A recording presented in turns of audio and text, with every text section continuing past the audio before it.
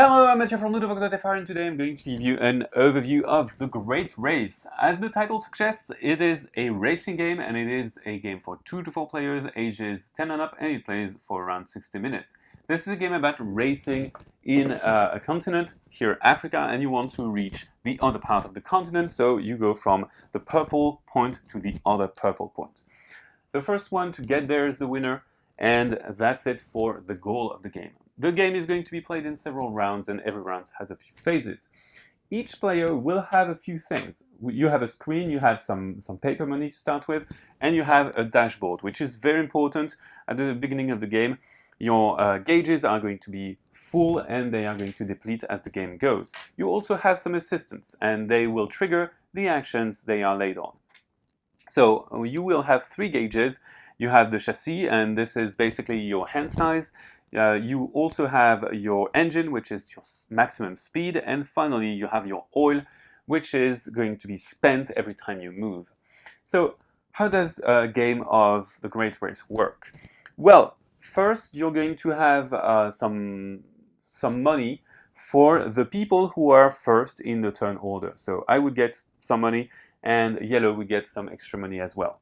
Then you would have the camp phase. During the camp phase, every player in reverse turn order will choose one of the cards and add them to their hand.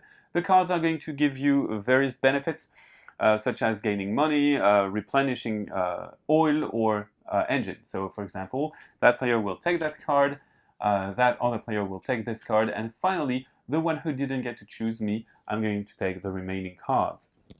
Then we are going to plan where we place our assistants. We do that secretly behind our screens, and we are going to place those assistants on one of the 4 spaces that are there. If I place my assistants on the money track, I will gain some money. So I will place as many assistants as I want, but the more assistants I place, the more money I will get. If I place 2 assistants, I will get 20 francs, and if I place like 5 assistants, I would get 110 francs. So it's kind of worthwhile to put a lot of assistants on that action at the same time. So now we have different actions there, so I will go over them quite in length because they are important, they are the core of the game.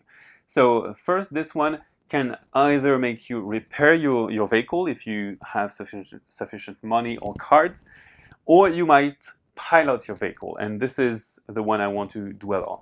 So first, piloting. You have 2 ways of piloting. You can pilot onto a discovered terrain tile, so a known terrain tile. So for example, there might be that terrain tile, and you want to move over it, and this costs you what's indicated here. So in this case, 1 fuel. Now, if I want to continue traveling, I will have to go into the unknown, and I will draw a random tile from the bag, and I might have something that I know and like a savannah, which costs me 1 oil, but I could have more dangers. So for example, this one would be a bit more harmful. It would cost 2 oil and also 2 engine points, and this would also stop my move. So this is not a very good one. But I've done my move, and this is it. Then I might have some dangers. If I move on to a danger, I must spend 2 additional points on my engine. That's a problem, but if I had planned it beforehand and placed an assistant here, I can react to the danger I cross and remove my assistant to prevent that loss. Finally, we have we can draw from there, and finally we have a way of interacting with the tokens. We can scout by drawing 2 tokens and place them onto the board face up, and finally with this one we can remove one of the tokens from the board, which allows us to remove some dangers or prevent our opponents to get really good tiles. There are a few spaces on the board which are cities, and the cities are quite important because when you land onto them, you cannot move anymore. You have finished your move. They cost 1 fuel to get onto, and they will draw you cards, which is super nice. While you are in a city, before your move, you will be able to spend some francs to repair your engine and also to buy fuel. And if you are out of a city, it costs double that, and you want to spare some money to perform more actions rather than just gaining money from there.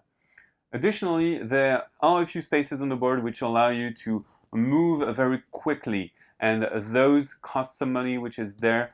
You can find the fee for the boat, so it's quite important to notice those. Also, we have some black spaces which are difficult terrain, and every time you move onto a terrain, it costs 1 extra fuel to get there. So that's it for the board. You basically know what's up on the board. And once everyone has moved, it's the end of the round, and you're going to do that until a player has reached the arrival. If more than one player reaches the finish line in the same round, you're going to have a round of scoring which is based on the order in which people finished, and finally the state of your vehicle. And the one with the most points is going to win that tie. That's it for the base rules of the Great Race, and the Great Race is actually a game which has this Africa map, but on the other side of the board you have South America, and you have also some expansions which are going to add some content. So for example, the paddock is going to allow you to increase the size of your gauges. You also have a delivery system which you can use to earn some extra money, but you will move sideways to get that extra money. And finally, a weather system which is going to change up the game. So all in all, this is a game about planning ahead and trying to perfect your moves so as not to spend too much time gaining money. So that's it, folks. You know almost everything there is to know about the Great Race. Bye bye, and see you on Ludo-Chrono.